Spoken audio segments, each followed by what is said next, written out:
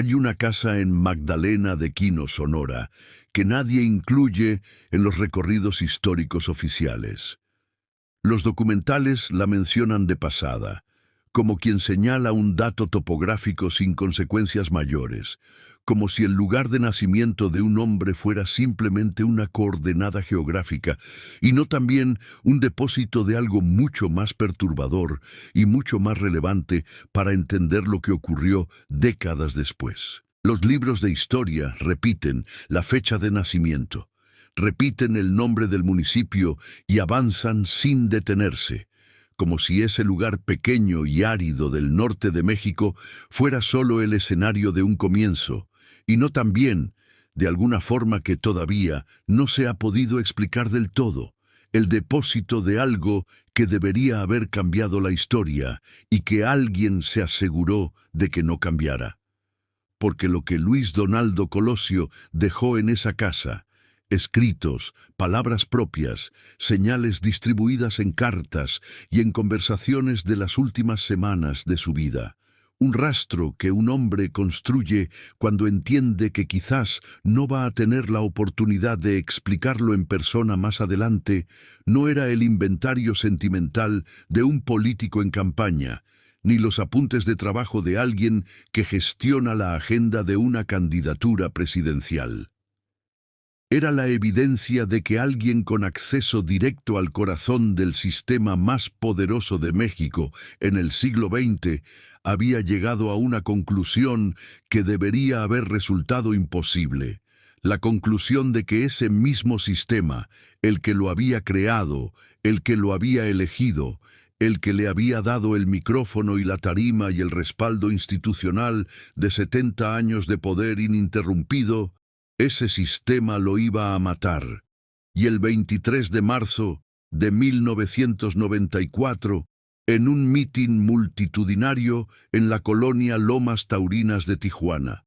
mientras saludaba a la gente con la misma cercanía física y la misma accesibilidad que había marcado todos sus actos de campaña, mientras se metía entre la multitud porque así era como entendía que había que hacer política, ocurrió exactamente lo que ese hombre había anticipado, lo que había dejado registrado, lo que nadie con poder real para evitarlo eligió evitar. Si llegas hasta el final de este relato, vas a entender por qué esas palabras que Colosio dejó escritas todavía incomodan a 32 años de distancia. ¿Por qué el expediente oficial, con sus más de 30.000 páginas acumuladas durante 3 décadas de investigación, no alcanza para responder la pregunta fundamental que todo mexicano que conoce la historia termina haciéndose en algún momento? ¿Y por qué la respuesta a quien ordenó ese disparo sigue viviendo en un archivo que crece pero que no cierra, que se acumula pero que no concluye, que tiene más documentación que casi cualquier caso criminal en la historia de América Latina, y que sin embargo sostiene una conclusión que no alcanza para explicar ni la 10ª parte de lo que contiene? Porque hay una segunda capa en esta historia, una capa que los documentales mencionan pero no desarrollan, que los libros académicos reconocen pero no exploran con la profundidad que merece, y que empieza en esa casa pequeña de Sonora, entre paredes donde un niño de pueblo norteño creció sin apellidos que abrieran puertas y sin padrinos que garantizaran ascenso, y donde décadas después, un hombre con el futuro más despejado de toda la política mexicana decidió dejar constancia de lo que sabía antes de que se lo impidieran para siempre. Luis Donaldo Colosio Murrieta nació el 10 de febrero de 1950 en Magdalena de Quino, un municipio del norte de Sonora, que en aquella época era exactamente lo que su nombre sugería cuando lo pronunciabas en voz alta en cualquier despacho de la Ciudad de México. Un lugar tranquilo, árido, alejado del centro de gravedad de la política nacional, por centenares de kilómetros de desierto y de carretera, sin ninguna pretensión de protagonismo en la historia del país, sin nada que lo distinguiera del mapa, salvo su cercanía con la frontera con Arizona y la tumba de Fray Eusebio Francisco Quino, el misionero jesuita que le dio su nombre al municipio y que es el tipo de dato histórico que aparece en las guías turísticas y que nadie recuerda. Era el hijo de Luis Colosio Fernández, un hombre de trabajo en el sentido más honesto y más literal de la expresión, de los que construyen lo que tienen con las manos y con la constancia callada, que no figura en ningún currículo, pero que deja una huella en los hijos más duradera que cualquier herencia material. La familia no tenía conexiones políticas de peso, no había apellidos que funcionaran como llaves en los pinos, ni en ninguna de las antecámaras del poder donde en el México de mediados del siglo XX se decidía quién ascendía y quién se quedaba en el lugar donde estaba. No había padrinos en el sistema, no había tíos con cargos, no había una red tejida durante generaciones que esperara al joven Colosio en la puerta de la política nacional. Lo que Colosio heredó de ese origen fue otra cosa distinta, y en cierto modo más valiosa para lo que vino después, aunque en otro sentido también más peligrosa porque quien se gana su lugar con trabajo propio tiende a creer que el mérito es suficiente protección. Y en el México del Perrey, el mérito era una variable entre muchas, no necesariamente la más importante. Lo que heredó de ese origen fue la certeza de que para llegar a algún lugar había que ganárselo, la convicción de que el esfuerzo tenía una relación directa con el destino, la clase de fe en el trabajo que solo se construye cuando no hay otra opción disponible. Estudió economía en el Tecnológico de Monterrey, que en los años 60 y 70 era ya el espacio donde la élite mexicana, que no había nacido en la capital, mandaba a sus hijos más prometedores para que aprendieran el idioma del desarrollo económico y de la gestión moderna. Cruzó la frontera para hacer un posgrado en economía en la Universidad de Pensilvania, en Filadelfia, uno de los centros académicos más reconocidos del mundo anglosajón, donde los estudiantes latinoamericanos aprendían no solo economía, sino también una forma de pensar sobre el desarrollo y el Estado que era muy diferente de la que circulaba en las universidades públicas de México. Volvió al país con ideas que no eran decorativas, con hambre que no era retórica, y con una visión de lo que México podía ser si alguien con convicción real y con capacidad técnica y con voluntad política genuina ocupaba el lugar correcto en el momento preciso. Entró al PRI porque en el México de los años 70 y 80 no había otra puerta para quien quisiera hacer política a escala nacional con alguna perspectiva real de influencia, porque el sistema era el sistema y la única forma de cambiarlo, si es que había alguna, era desde adentro y con la paciencia de quien sabe que los cambios reales no llegan de un día para otro. Fue diputado, fue senador, fue presidente nacional del partido en uno de sus momentos más complicados, cuando las presiones internas y las tensiones con los grupos duros del sistema lo convertían en un cargo que requería equilibrio y habilidad política de alto nivel. Fue secretario de Desarrollo Social durante el gobierno de Carlos Salinas de Gortari, responsable de un programa de inversión social llamado Solidaridad, que en su momento fue presentado como el modelo de política pública que México necesitaba para reducir la desigualdad y que con el tiempo fue analizado como una máquina de construcción de clientelas políticas disfrazada de programa social, aunque esa discusión llegó después y Colosio en su momento la gestionó con la competencia técnica que se le reconocía incluso entre sus críticos. Y en 1993, con 43 años y una trayectoria que no tenía fisuras visibles en la superficie, Carlos Salinas de Gortari lo ungió como candidato a la presidencia de la República. En el México de aquella época eso no era una candidatura, era una certeza matemática que no admitía discusión. El PRI no perdía, llevaba 70 años sin perder una elección presidencial. El candidato del PRI era el próximo presidente de México y el juego político consistía en administrar la transición con la menor fricción posible, en negociar las lealtades dentro del partido, en construir el gabinete futuro, en diseñar los primeros 100 días del nuevo gobierno que ya todo el mundo asumía como inevitable. Colosio, a sus 43 años, tenía el futuro más despejado que un político mexicano podía imaginar en ese momento. La presidencia era suya, el país era suyo, el sexenio entero era suyo para hacer con él lo que considerara necesario. Tenía el apoyo del presidente saliente, tenía el aparato del partido, tenía la maquinaria electoral más eficiente de América Latina trabajando a su favor, tenía el nombre y la trayectoria y la preparación académica y la capacidad oratoria. Tenía todo, y entonces decidió decir lo que realmente pensaba. Y esa decisión, tomada desde el punto más alto de su poder, desde el momento exacto en que todo lo que había construido durante décadas convergía en un único horizonte posible, esa decisión lo convirtió en el problema que el sistema no sabía cómo manejar. El 6 de marzo de 1994, 17 días antes de que lo asesinaran, Colosio subió a un templete montado frente al Monumento a la Revolución en la Ciudad de México. El Monumento a la Revolución es en sí mismo un símbolo cargado. Fue construido para celebrar el triunfo del movimiento revolucionario de principios del siglo XX, que en teoría dio origen al sistema del partido único que 70 años después seguía gobernando el país. Y hay algo en esa ironía arquitectónica que resulta demasiado perfecta cuando se reconstruye lo que ocurrió esa tarde.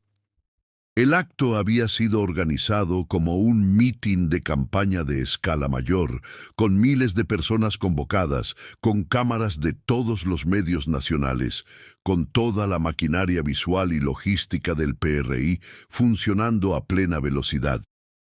Era el tipo de evento donde el candidato hace exactamente lo que el protocolo indica. Sube, agradece el apoyo militante con la emoción justa, evoca el futuro brillante que viene, nombra los compromisos de campaña con la energía adecuada y baja entre aplausos que el equipo de comunicación ya tiene medidos en decibeles para la cobertura del día siguiente. Colosio no hizo nada de eso. Lo que ese hombre dijo esa tarde, con el micrófono en la mano y miles de personas mirándolo y las cámaras transmitiendo, no fue el discurso que el sistema había previsto escuchar, no fue el discurso que estaba en el guión de la campaña, no fue el discurso que nadie en el aparato del PRI esperaba que saliera de esa boca en ese momento. Habló de pobreza real, no de la pobreza abstracta y estadística y administrada de los programas sociales, no de los números de reducción de la pobreza que los funcionarios presentaban en los informes de gobierno, sino de la pobreza concreta y cotidiana que se ve en las calles de cualquier ciudad mexicana, en los niños sin escuela que venden chicles, en los cruceros de tráfico, en los viejos sin pensión que mendigan en los atrios de las iglesias, en la distancia brutal e insalvable entre el México de los discursos oficiales y el México que vivía la mayoría de la gente todos los días. Habló de un Estado que se había convertido en obstáculo en lugar de instrumento para la gente que supuestamente debía servir, de instituciones que operaban para su propia preservación y no para los ciudadanos, de un aparato gubernamental que había confundido su continuidad con el interés público.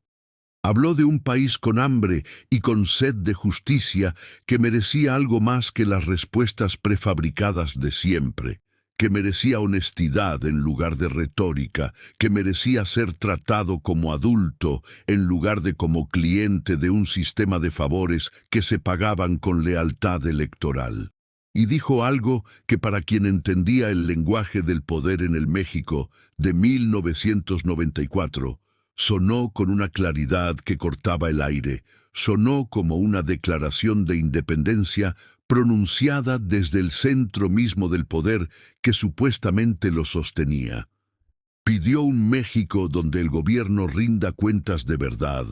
donde nadie esté por encima de la ley sin importar qué apellido tenga ni qué cargo ocupe, donde el PRI sea simplemente un partido entre varios y no el único partido que puede gobernar porque lleva 70 años, haciéndolo como si eso fuera un título de propiedad sobre el Estado mexicano. Un partido como cualquier otro, sujeto a la posibilidad real de perder, sujeto al escrutinio de una competencia electoral genuina, sin los mecanismos de control institucional que habían hecho posible 7 décadas de continuidad ininterrumpida. Para la gente que escuchaba desde las calles y desde los televisores en los hogares, ese discurso fue electricidad pura. Fue la emoción específica y rara de escuchar a alguien con poder real decir en voz alta y frente a las cámaras lo que la mayoría pensaba, pero que nadie con acceso al micrófono del sistema se había atrevido a decir con esa claridad. Para los hombres sentados en posiciones de mando dentro del aparato del partido y del gobierno, fue algo completamente diferente. Fue una amenaza con transmisión en vivo. Fue el momento en que el candidato oficial decidió usar la plataforma que el sistema le había dado para cuestionar al sistema mismo. Y ese tipo de cosas, en el lenguaje del poder que funcionaba en México, en ese momento, no tenía precedente reciente que permitiera calcular las consecuencias con claridad. Lo que muchos pasan por alto cuando analizan ese discurso, lo que los análisis políticos tienden a simplificar en términos de valentía o imprudencia política, es la dimensión específica del peligro que ese acto representaba para el sistema no como crítica externa, sino como ruptura interna. Un opositor que ataca al gobierno desde afuera es predecible y manejable. Tiene un lugar asignado en el mapa político, existe dentro de los límites que el sistema le permite, se le ignora cuando conviene, se le neutraliza cuando se pasa de la raya, se le margina con los mismos mecanismos de control que llevan décadas funcionando. Pero un candidato oficial que se revela, que toma el altavoz que el sistema le prestó para garantizar la continuidad y lo usa para cuestionar esa continuidad desde adentro, ese hombre se convierte en algo para lo que el sistema no tiene protocolo, se convierte en un problema sin solución limpia. Y los sistemas construidos durante 7 décadas para preservarse a sí mismos no toleran bien los problemas sin solución limpia. Hay que entender quién era Carlos Salinas de Gortari en ese momento para dimensionar exactamente cuánto pesaba ese problema. Salinas llevaba casi 6 años en el poder cuando Colosio dio ese discurso. Había firmado el Tratado de Libre Comercio con Estados Unidos y Canadá, que entró en vigor el 1 de enero de 1994 y que fue presentado como la certificación internacional de que México había alcanzado el nivel de desarrollo y de institucionalidad necesarios para sentarse en la misma mesa que las 2 economías más grandes del hemisferio. Era la estrella latinoamericana de las reformas económicas de los 90. El modelo que los organismos financieros internacionales presentaban como ejemplo de lo que un país en desarrollo debía hacer para modernizarse y crecer. La revista Time lo había puesto en portada. El Fondo Monetario Internacional lo aplaudía. Los bancos de inversión de Nueva York lo visitaban con respeto y estaba construyendo activamente, con todos los recursos que le quedaban de su sexenio, su candidatura para dirigir la recién creada Organización Mundial de Comercio cuando terminara su mandato en diciembre de ese año, lo que hubiera sido la coronación de una trayectoria que a sus 45 años ya era considerada como una de las más brillantes de la política latinoamericana de su generación. Y ahora, en ese contexto, en ese momento de máxima acumulación de capital político y reputacional, el hombre que él mismo había elegido como sucesor El candidato que se suponía iba a garantizar la continuidad y la consolidación de lo que Salinas había construido, le estaba diciendo al país en público, con las cámaras encendidas y los micrófonos abiertos, que su modelo necesitaba transformarse de raíz, que el sistema que Salinas personificaba era el problema y no la solución. La distancia entre Salinas y Colosio, que hasta ese 6 de marzo había sido invisible para el público y que dentro del PRI se manejaba como tensión interna gestionable, se volvió en cuestión de horas el tema central de toda conversación política en el país. Y ese es el fondo sobre el cual hay que leer todo lo que vino después, cada decisión, cada movimiento, cada silencio. Ahora viene lo que cambia todo. El secreto que este relato promete no está en un cofre cerrado ni en un archivo ultrasecreto al que nadie ha tenido acceso. Está en parte en algo que los registros muestran con claridad cuando uno se toma el tiempo de leerlos con cuidado, y en otra parte en versiones que hay que marcar con precisión como versiones porque no tienen confirmación documental absoluta, pero cuya existencia como versiones es en sí misma un hecho que importa. Lo que está confirmado es esto. En los días posteriores al discurso del 6 de marzo, el ambiente alrededor de Colosio cambió de forma notable y perceptible para quienes estaban cerca. Personas de su entorno más cercano describieron años después, en testimonios dados, con la distancia y la relativa protección, que a veces da el tiempo cuando el sistema que necesitaba silenciarlos ya no tiene la misma capacidad de represalia, que el candidato llegó a las últimas semanas de su vida en un estado de tensión que iba más allá del estrés normal que genera una campaña presidencial por intensa que sea. Algo pesaba sobre él de una forma diferente, con una densidad que sus colaboradores podían percibir, aunque no siempre podían nombrar con precisión, porque nombrarla hubiera requerido decir en voz alta lo que resultaba casi imposible de decir, que el candidato oficial a la presidencia de México creía que lo iban a matar y que las personas que podían matarlo eran las mismas que controlaban el aparato que supuestamente lo protegía. Las cartas que Colosio le escribió a su padre a lo largo de su vida, publicadas décadas después del asesinato y compiladas en el libro Cartas de Colosio, muestran a un hombre con una conciencia muy aguda del peligro que implica el poder cuando deja de ser oportunidad y se convierte en amenaza. No son las cartas de un político tranquilo que confía sin reservas en el sistema que lo creó, ni las cartas de un hombre que cree que su posición lo protege automáticamente de las consecuencias de sus propias palabras. Son los textos de alguien que había vivido adentro del sistema el tiempo suficiente como para conocer sus mecanismos con detalle, para saber cómo funciona cuando decide que alguien le resulta más útil, muerto que vivo, para entender que la distancia entre ser el elegido y ser el prescindible podía medirse en días, en palabras, en decisiones tomadas frente a un micrófono en un acto de campaña. Y hay versiones que hay que marcar con claridad como no confirmadas por documentos definitivos, pero que circularon entre personas cercanas a la familia y a la investigación, con una consistencia que resulta difícil de ignorar completamente.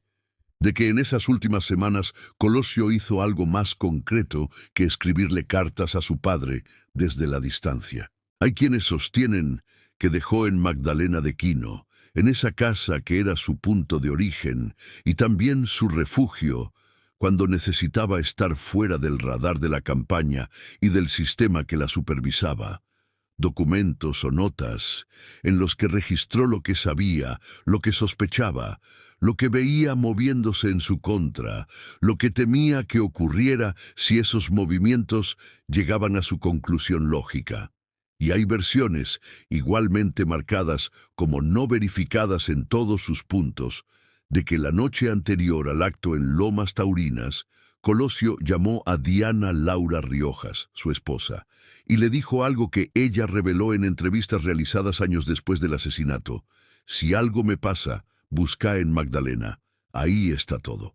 Diana Laura no interpretó completamente el mensaje en ese momento, o no quiso interpretarlo, o lo interpretó, pero eligió no actuar sobre esa interpretación, porque hacerlo hubiera requerido aceptar una posibilidad que todavía resultaba imposible de integrar en la realidad cotidiana de una campaña presidencial. Después del asesinato, según versiones provenientes de personas que estuvieron cerca de la familia en esas semanas, intentó ir a esa casa en Magdalena de Quino y la encontró ya revisada. Ese detalle, esa posibilidad de que hubo algo guardado en esas paredes que desapareció antes de que llegara quien tenía las razones más legítimas para buscarlo, es lo que convierte a esa casa pequeña con paredes blancas en algo más que el pueblo donde nació un candidato. Lo convierte en la pieza que falta. Para entender por qué nadie podía simplemente proteger a Colosio, aunque hubiera querido hacerlo, hay que hablar de la estructura del poder en México en 1994, no como ejercicio académico de historia política, sino como mapa operativo de lo que estaba en juego en términos concretos. El PRI en esa época no era simplemente un partido político que ganaba elecciones con mucha regularidad y con los recursos del Estado a su favor. Era el sistema completo, la arquitectura total, dentro de la cual todas las instituciones de la vida pública mexicana funcionaban simultáneamente. El gobierno federal, los gobiernos estatales, los sindicatos nacionales de trabajadores, los medios de comunicación más importantes del país, con sus líneas editoriales y sus líneas de crédito, las fuerzas de seguridad en todos sus niveles, la judicatura en toda su extensión, los organismos electorales que supervisaban los procesos en los que el PRI siempre ganaba. Todo operaba dentro de la misma lógica central, que era la lógica del intercambio entre lealtad al sistema y estabilidad personal y ascenso profesional. Quien se mantenía dentro de esa lógica tenía un lugar asegurado, una carrera posible, una protección implícita que no requería ser nombrada porque era tan estructural como el aire. Quien se salía de esa lógica no tenía hacia dónde ir, porque el sistema era omnipresente y la alternativa era la irrelevancia o algo peor. Y quien intentaba cambiar la lógica desde adentro, quien usaba los recursos que el sistema le había dado para cuestionar al sistema mismo, ese hombre se convertía en un problema que el aparato, con toda su maquinaria y todos sus mecanismos y toda su historia de 70 años manejando problemas, sabía perfectamente cómo gestionar. No era necesario que una sola persona diera una orden explícita de matar a Colosio para que Colosio terminara muerto. Bastaba con que el sistema decidiera dejar de protegerlo. Y hay indicios muy claros, documentados en el propio expediente del caso, de que eso fue exactamente lo que ocurrió. Los registros judiciales del caso, que a esta altura suman más de 30.000 páginas acumuladas en casi 3 décadas de investigación formal, muestran algo que desde el primer día resultó difícil de explicar con la lógica del error técnico o de la incompetencia operativa. El dispositivo de seguridad, desplegado el 23 de marzo de 1994 en Lomas Taurinas, tuvo fallas que no son compatibles con los estándares mínimos de protección para un candidato presidencial en activo, en un país con un historial de violencia política significativo, en un mitin con cobertura mediática nacional en vivo. Las vallas de seguridad perimetral eran insuficientes para el tamaño y la densidad del evento, lo que cualquier coordinador de seguridad con experiencia básica habría podido prever desde la fase de planeación. El cerco personal alrededor del candidato estaba mal organizado, con agentes en posiciones que no respondían a ningún protocolo estándar de protección de personas en riesgo.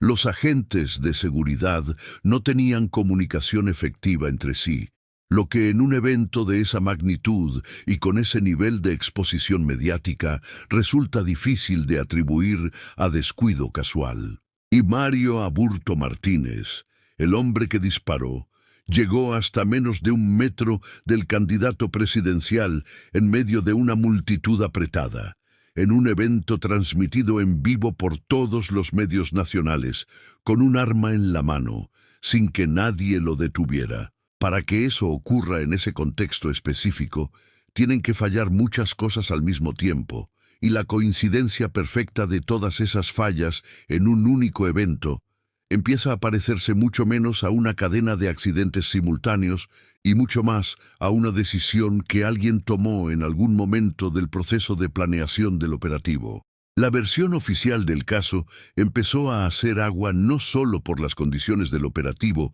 en el momento del crimen, sino por lo que el propio expediente fue acumulando a lo largo de los años en términos de inconsistencias y contradicciones que la narrativa oficial nunca logró resolver satisfactoriamente.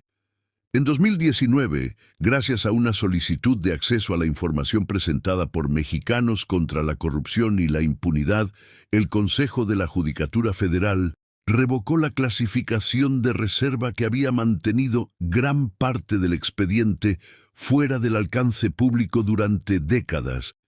y casi 10.000 páginas de documentación inédita salieron a la luz pública por primera vez,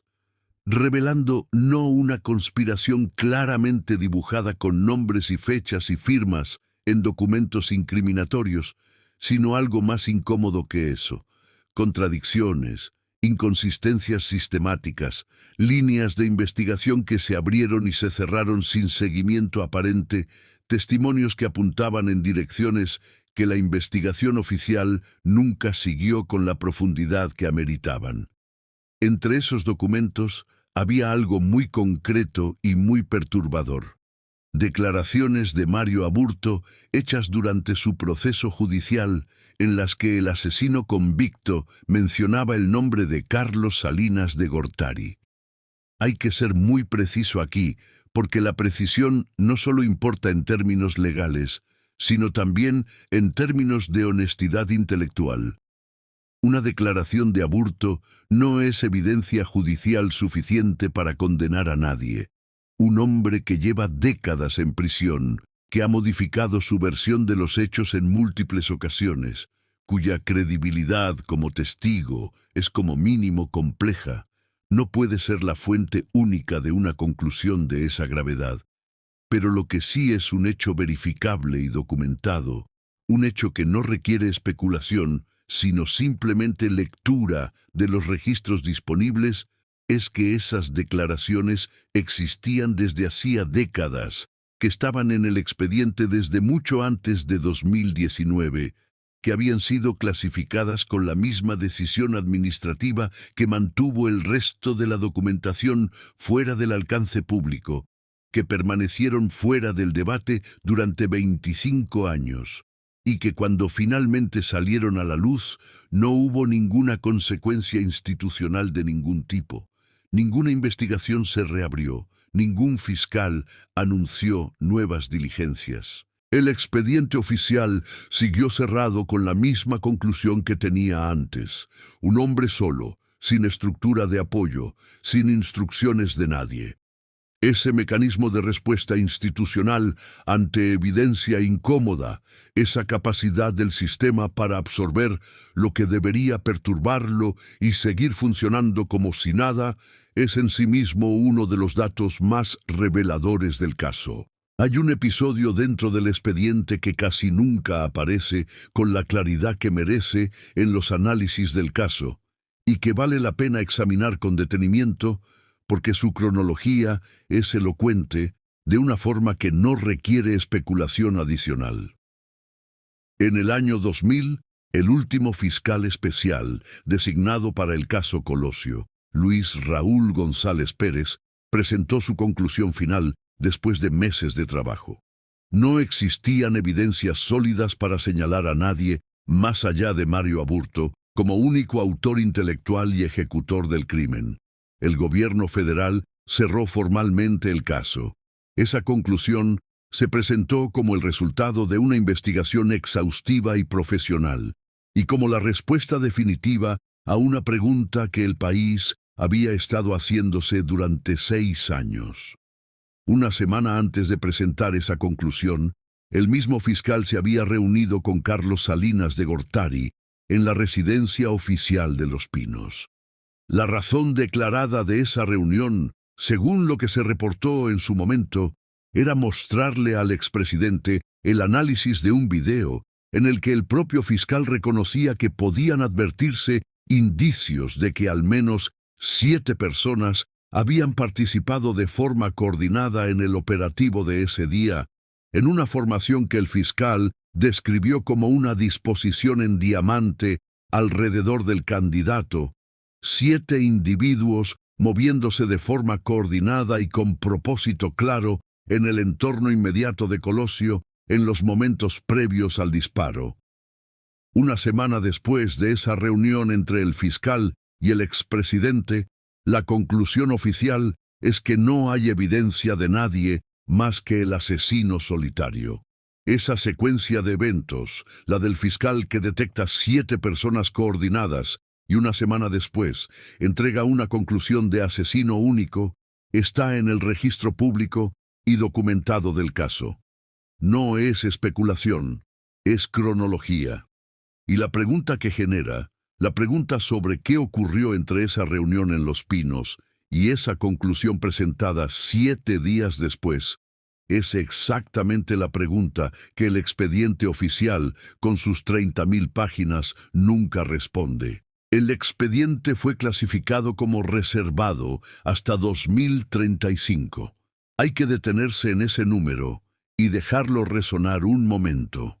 41 años después de un crimen político cometido en plena campaña presidencial, transmitido en vivo, con miles de testigos presenciales, con décadas de investigación formal, alguien tomó la decisión administrativa de que esa documentación no debía estar disponible para el público hasta el año 2035. 41 años. Esa decisión no requiere conspiración para explicarse, no requiere atribuir malicia extraordinaria a nadie, requiere simplemente entender que quien tiene el poder de clasificar un expediente tiene incentivos muy concretos para hacerlo, cuando ese expediente contiene información que incomoda, y que clasificar es más sencillo y más limpio que destruir, porque la clasificación es un acto administrativo rutinario que no deja rastro de intención. La MCCI logró que se desclasificara antes, en 2019, y eso es en sí mismo un logro notable del periodismo de investigación mexicano. Pero la clasificación original existió,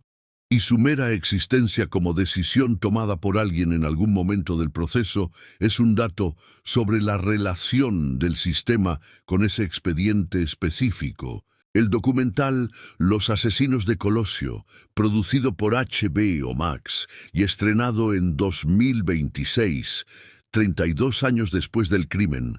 volvió a instalar estas preguntas en el debate público con una fuerza que resultó inesperada para quienes creían que el caso era solo historia. La producción accedió a documentos que habían permanecido reservados durante años, reconstruyó el crimen con metodología forense actualizada y con tecnología de análisis de imagen que no existía en 1994, presentó testimonios de personas que habían estado cerca del operativo de seguridad ese día y que nunca habían hablado públicamente sobre lo que vieron, y planteó con evidencia y con rigor la hipótesis del segundo tirador, que el disparo que realizó Aburto fue el primero y fue a la cabeza,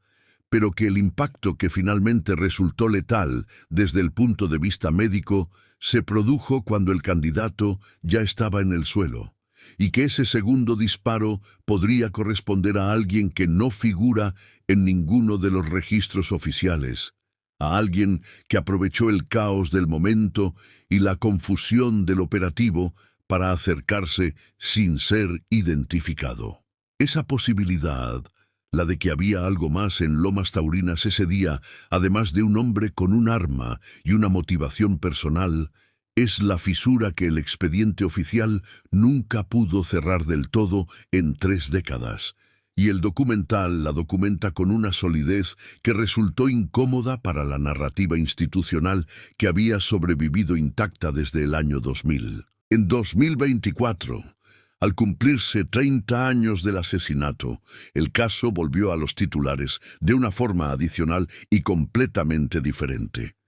La defensa de Mario Aburto, que lleva más de 3 décadas en prisión, argumentó ante los tribunales mexicanos que su cliente había sido juzgado con el Código Penal equivocado, que el tipo delictivo bajo el cual fue condenado no correspondía al proceso legal correcto para los hechos específicos que se le imputaban, y la Suprema Corte de Justicia de la Nación tuvo que decidir si ese argumento técnico tenía validez suficiente para revisar una condena dictada 30 años antes. Y en 2026, el gobierno mexicano, bajo la administración actual, ordenó revisar el archivo Colosio. El secretario de Seguridad y Protección Ciudadana, Omar García Harfuch, fue parte de esa revisión. Expedientes que habían permanecido sellados desde hacía años salieron de nuevo al escrutinio institucional. Lo que esa revisión va a producir en términos de conclusiones nuevas o de diligencias investigativas concretas todavía no está claro, pero el hecho de que, en 2026, 32 años después del disparo en Lomas Taurinas, el caso se siga moviendo institucionalmente, que el gobierno actual sienta la necesidad política de revisarlo, que la Suprema Corte tenga que ocuparse de él, que los documentales sobre él sigan generando debate público a escala nacional e internacional. Dice algo muy específico sobre su estatus real. No está tan cerrado como la conclusión del año 2000 pretendía que estuviera. Hay que regresar a los días previos al asesinato porque hay una pieza del contexto que pocas versiones del caso integran con la claridad que merece. El 20 de marzo de 1994, 3 días antes del crimen,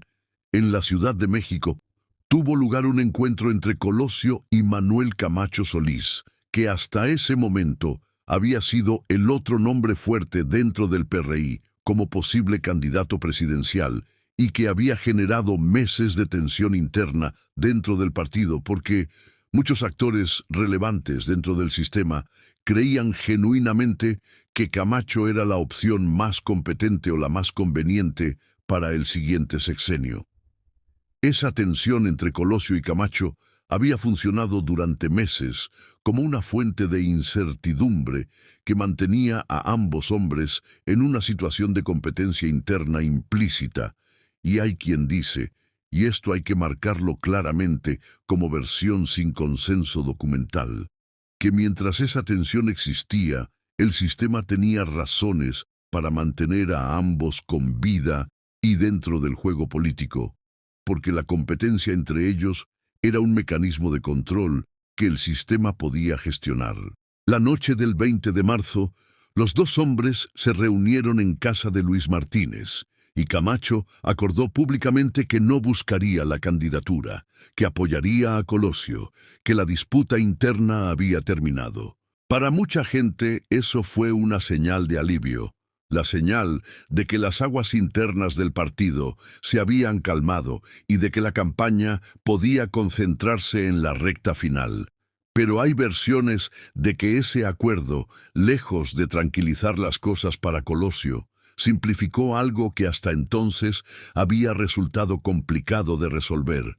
y que la resolución de esa disputa eliminó una variable de protección implícita que Colosio no sabía que tenía. No hay forma de confirmar esto con documentos en el sentido estricto, pero la lógica del poder que operaba en ese México hace que la hipótesis no sea absurda, y ese es exactamente el tipo de cálculo que si es cierto que Colosio lo tenía, hace comprensible que dejara escrito lo que dejó antes de subir al avión a Tijuana. Imagínate estar en su lugar en esas últimas semanas, 44 años cumplidos el mes anterior, 2 hijos pequeños que crecen en el mundo paralelo y protegido que los hijos de los candidatos presidenciales habitan durante las campañas. Una esposa que lo amaba y que estaba viviendo con él la presión sostenida de esas semanas sin entender del todo la dimensión de lo que se estaba moviendo, porque algunas cosas Colosio no las compartía, quizás para protegerla, quizás porque ponerlas en palabras en voz alta las hacía demasiado reales. Una campaña que se suponía que era la antesala inevitable de la presidencia, pero que de pronto se sentía como un tablero donde las piezas se movían según reglas que nadie le explicaba, como una partida donde él conocía las reglas anteriores, pero no las nuevas, que alguien había reescrito sin avisarle. Un hombre que había dedicado su vida entera a construir el momento que supuestamente había llegado, que había estudiado y viajado y trabajado, y acumulado capital político, y construido redes, y pronunciado miles de discursos, y pisado el polvo árido de cientos de municipios mexicanos durante meses de campaña, con una energía que sus colaboradores describían como inagotable, y que en algún momento de esas últimas semanas, en alguna noche de algún hotel de campaña, en cualquier ciudad del país, o en esa casa tranquila de Magdalena, a donde volvía cuando necesitaba estar fuera del radar, se sentó y escribió lo que sabía, lo que sospechaba, lo que veía moviéndose en su contra, con una claridad que resultaba imposible de ignorar para alguien que conocía el sistema desde adentro. No como quien dicta un testamento formal con testigos y notario, sino como quien necesita que alguien más lo sepa, como quien entiende que si él desaparece al menos las palabras queden, como quien hace lo único que está dentro de su control, cuando todo lo demás se mueve en su contra sin que pueda detenerlo. Había versiones no confirmadas de que la mañana del 23 de marzo, mientras estaba en un hotel en Culiacán, Sinaloa, antes de tomar el vuelo a Tijuana para el mitin de Lomas Taurinas, Colosio recibió una llamada telefónica en su habitación. En esa llamada, según esas versiones que hay que marcar con claridad como no confirmadas por documentos definitivos, alguien le habría dicho que debía renunciar a la candidatura, que si no lo hacía se atendría a las consecuencias. Y Colosio, según la misma versión, respondió que se atendría a esas consecuencias, y esa mañana tomó el vuelo, no porque no creyera que el peligro era real, porque todo indica que creía que era real y que lo había creído con una claridad creciente durante al menos las semanas previas, sino porque en el punto en que estaba, con lo que había construido, con lo que había dicho en público, con las señales que había dejado en esa casa de Sonora, bajarse no era una opción que tuviera sentido para la persona que era, porque había una forma de entender el valor en ese hombre, construida en esa casa de paredes blancas y en todas las decisiones que vino después de ella, que no era compatible con la rendición. Y también quizás porque calculaba que si se bajaba el sistema tenía otras formas de cobrarle el precio, formas menos visibles y menos dramáticas, pero igualmente definitivas, formas que dejarían a Diana Laura y a los niños en una situación todavía más complicada que la que dejaba si seguía adelante. Los registros no dicen cuál de esas razones fue la determinante.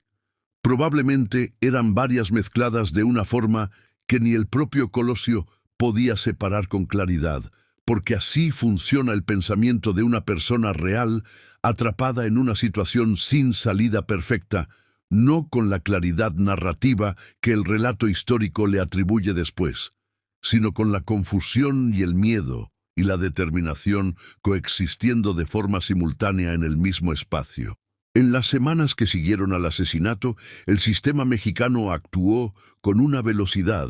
que muchos observadores dentro y fuera del país señalaron como llamativa en términos de eficiencia y como perturbadora en términos de lo que esa eficiencia revelaba. La investigación se clausuró alrededor de Mario Aburto con una rapidez que contrastaba con la lentitud con que en ese mismo sistema se gestionaban habitualmente los procesos judiciales ordinarios. Las líneas que apuntaban hacia posibles cómplices, hacia la desprotección deliberada del candidato, hacia las fallas sistemáticas del operativo, que cualquier análisis mínimamente serio señalaba como inexplicables desde el punto de vista técnico, fueron descartadas una por una sin que el expediente registrara de forma satisfactoria el razonamiento que llevó a descartarlas. El expediente creció durante décadas hasta superar las 30.000 páginas, pero la conclusión oficial se mantuvo en una sola línea que nadie se tomó el trabajo de justificar con la profundidad que esa magnitud de documentación hubiera requerido. Un hombre solo, actuando por razones propias y personales. Sin instrucciones de nadie, sin estructura de apoyo, sin contexto político que explicara su motivación más allá de vagas referencias a un resentimiento social difuso. Ernesto Zedillo ganó las elecciones en agosto de 1994 como nuevo candidato del PRI después de la muerte de Colosio, con un margen de victoria que el sistema garantizó con los mismos mecanismos de siempre.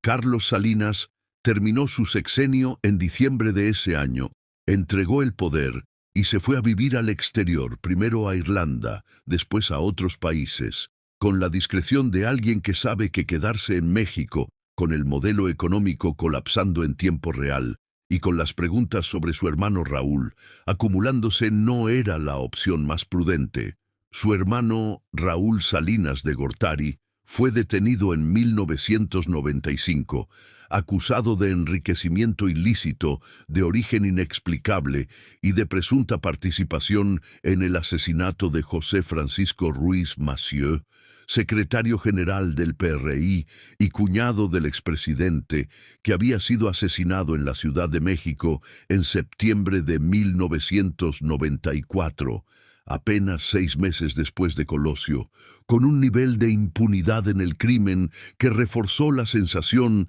de que algo en el sistema se había descompuesto de forma terminal. México en 1994 no fue solo el año del asesinato de Colosio, fue el año del levantamiento del Ejército Zapatista de Liberación Nacional en Chiapas, que tomó por asalto varias ciudades del estado el 1 de enero, exactamente el mismo día en que entró en vigor el Tratado de Libre Comercio, que Salinas había presentado como el símbolo de la modernización definitiva de México,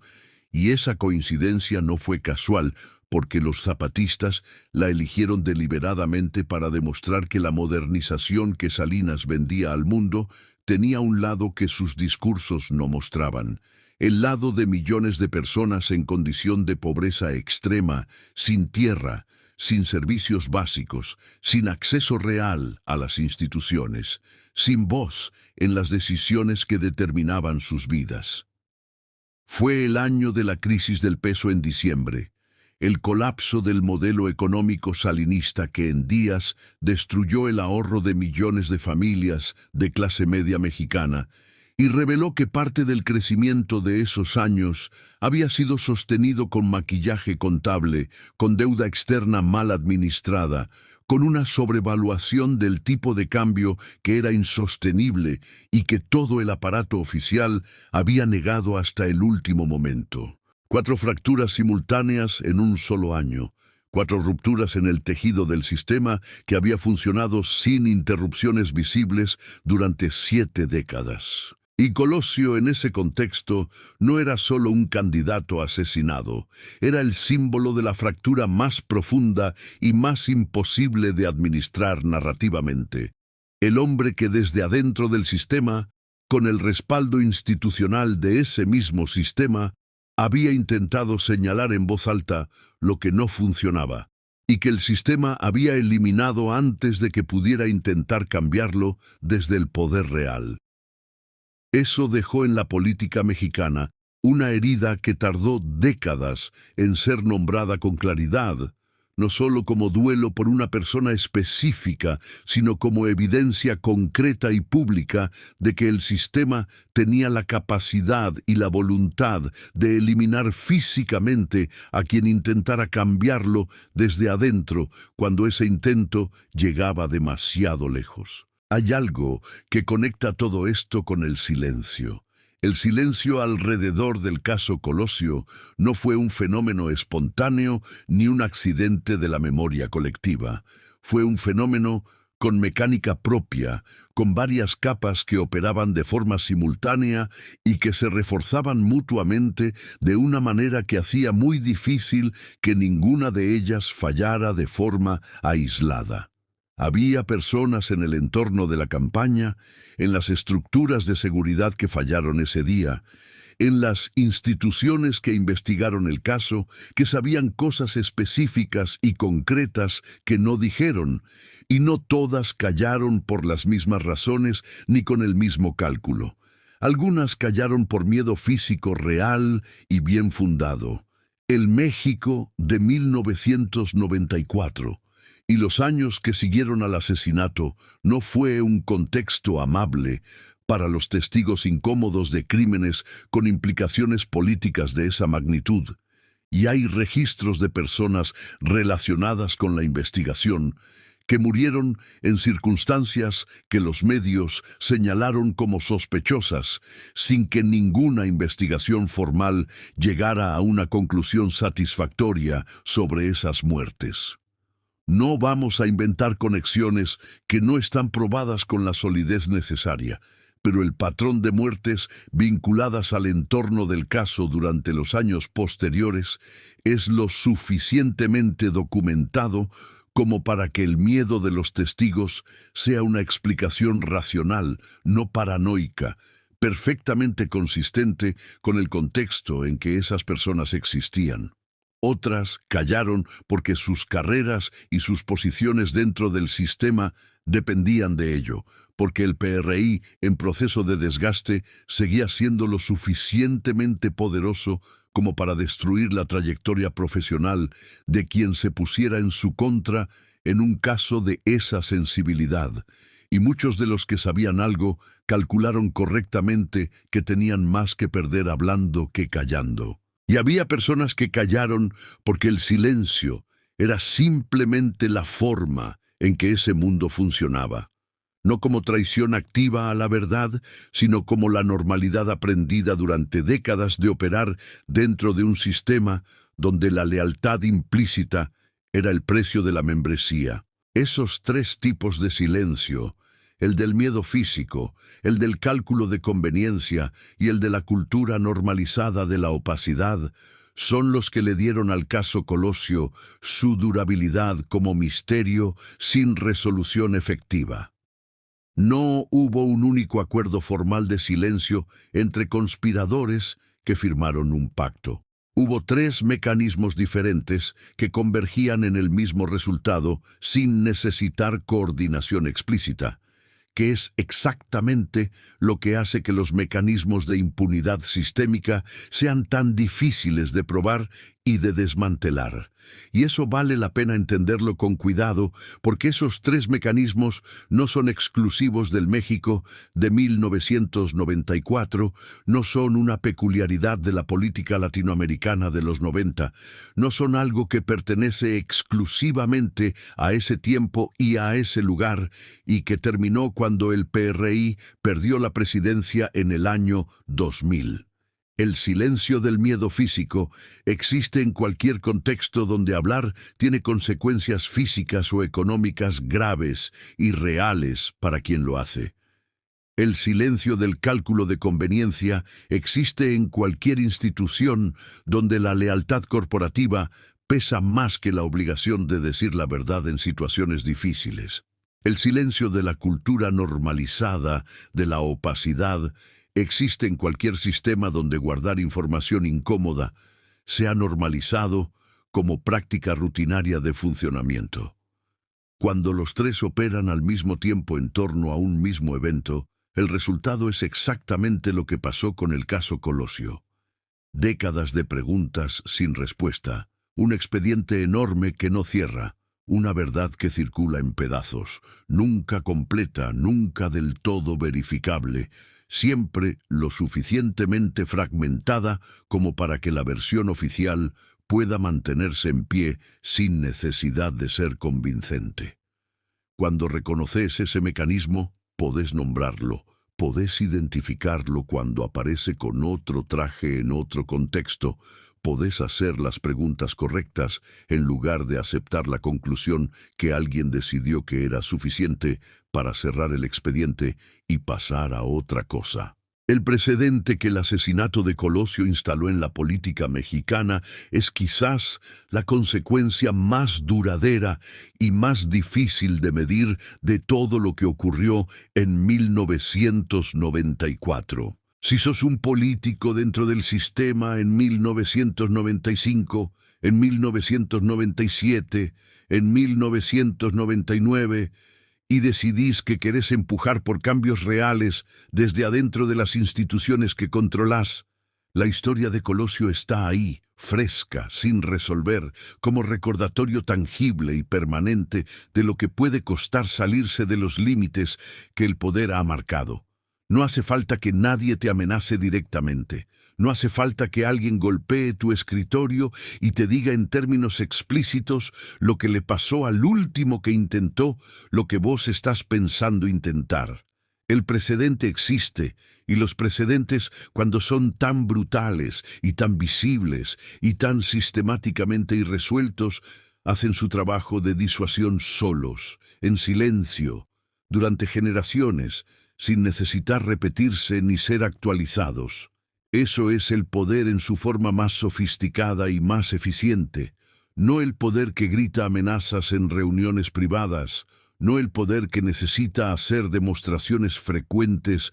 de su capacidad de represalia, sino el poder que archiva, que clasifica hasta 2035, que deja que los hechos hagan el trabajo de advertencia solos, que convierte la memoria de un crimen irresuelto en un mecanismo de control que opera de forma permanente sin costo adicional para quien lo administra. Hay algo en la historia de Luis Donaldo Colosio Riojas, el hijo, que cierra un círculo que ningún análisis de estructura de poder puede capturar completamente con sus herramientas habituales. Tenía 4 años cuando mataron a su padre en Lomas Taurinas. Creció con el apellido más cargado de la política mexicana contemporánea, estudió, entró a la vida pública, llegó a ser presidente municipal de Monterrey, luego candidato a gobernador de Nuevo León, luego gobernador, y en cada discurso, en cada entrevista, en cada decisión pública de su vida política, cargó con un nombre que para millones de mexicanos representa algo que no tiene resolución judicial ni emocional ni histórica definitiva.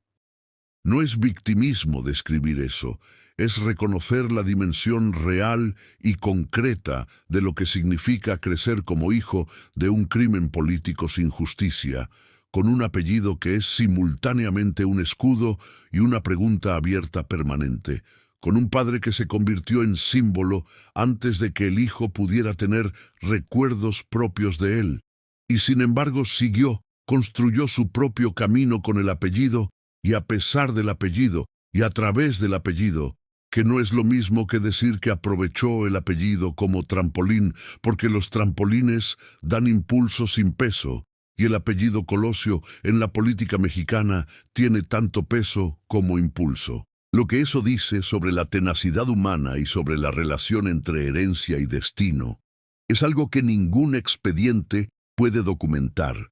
pero que la trayectoria de su vida ilustra con una elocuencia que supera al análisis político. El padre que quiso cambiar el sistema desde adentro y pagó el precio máximo por intentarlo. El hijo que creció en la sombra de ese precio y decidió seguir intentándolo de todas formas, no como heroísmo calculado, ni como revancha generacional, sino como la elección de vida de alguien que creció entendiendo que la única respuesta posible a lo que le hicieron a su padre era no detenerse. El mecanismo que el caso Colosio ilustra con una claridad que es casi pedagógica en su brutalidad es este. Cuando un sistema político controla suficientemente las instituciones que en teoría deberían controlarlo a él, puede actuar con impunidad, no porque no exista evidencia de lo que hizo, sino porque tiene el poder de decidir qué se hace con esa evidencia, qué líneas de investigación se siguen y cuáles se archivan, qué declaraciones entran al sumario principal y cuáles se clasifican hasta 2035, qué conclusión presenta el último fiscal especial la semana después de reunirse con el expresidente, al que apuntan varias de las líneas de investigación que ese fiscal acaba de archivar. Ese mecanismo no requiere que todos los actores involucrados sean corruptos en el sentido de que recibieron dinero a cambio de sus decisiones. Requiere algo más sutil y más extendido, que cada uno de ellos, en su propio nivel y con sus propios cálculos y sus propias razones, tome la decisión de no ser el que rompe el acuerdo implícito. El fiscal que no sigue ciertas líneas de investigación porque sabe dónde llevan y sabe lo que le costaría seguirlas. El juez que acepta una clasificación de 40 años como si fuera un trámite administrativo rutinario. El periodista que tiene el dato incómodo y decide que ese artículo no vale la pelea que va a generar. El testigo que calcula que hablar no va a cambiarle la vida a él, pero sí podría complicársela de formas que prefiere no explorar. Nadie tiene que emitir una orden explícita de silencio.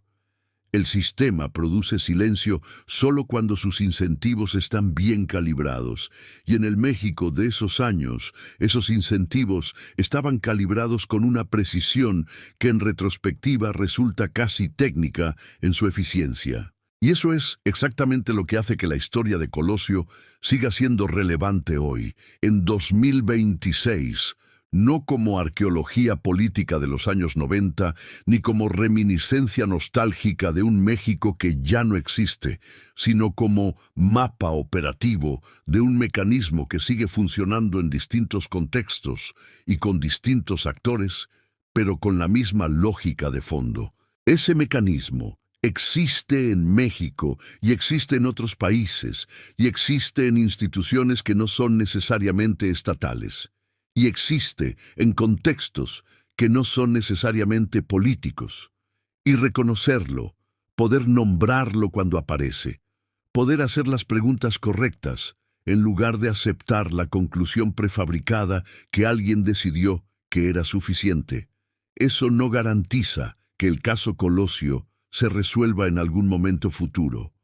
32 años de historia sugieren con elocuencia que puede no resolverse nunca de forma completa y satisfactoria para quienes quieren la verdad entera y no una versión administrada de ella.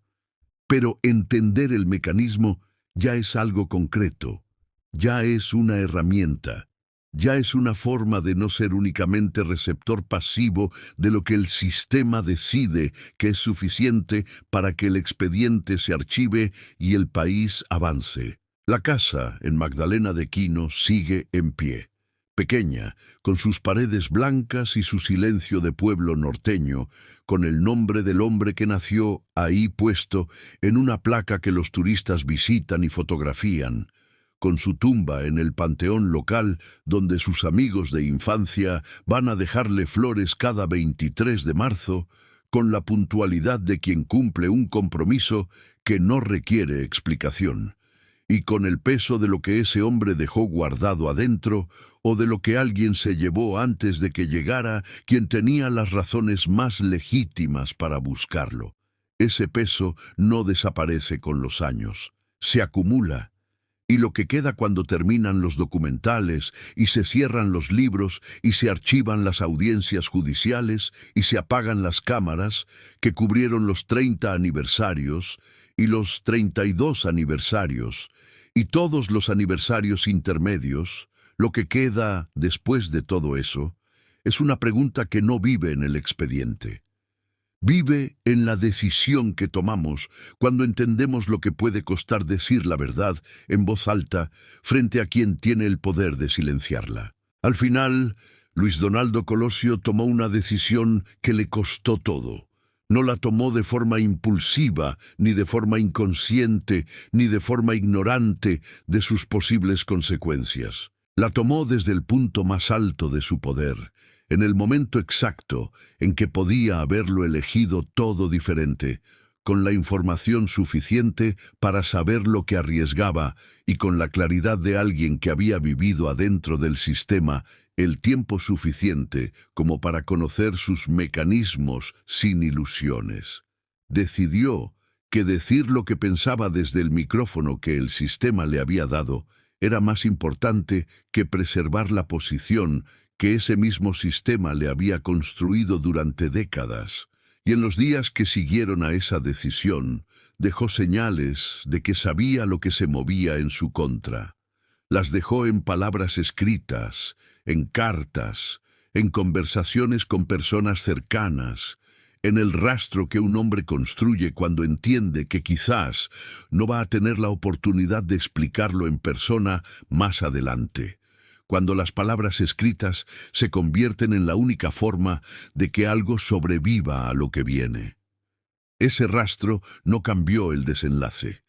Las palabras que dejó en esa casa de Sonora, si existieron en la forma en que las versiones sugieren, no impidieron el disparo, ni modificaron la conclusión del expediente, ni rompieron el mecanismo de silencio que el sistema desplegó en las horas y los días y los años posteriores al 23 de marzo de 1994. Pero sí cambiaron lo que la historia puede decir sobre él, que no es un detalle menor. No fue un hombre que murió sin entender lo que estaba pasando. Fue un hombre que entendió con precisión lo que venía, que lo dejó registrado antes de que ocurriera y que siguió de todas formas.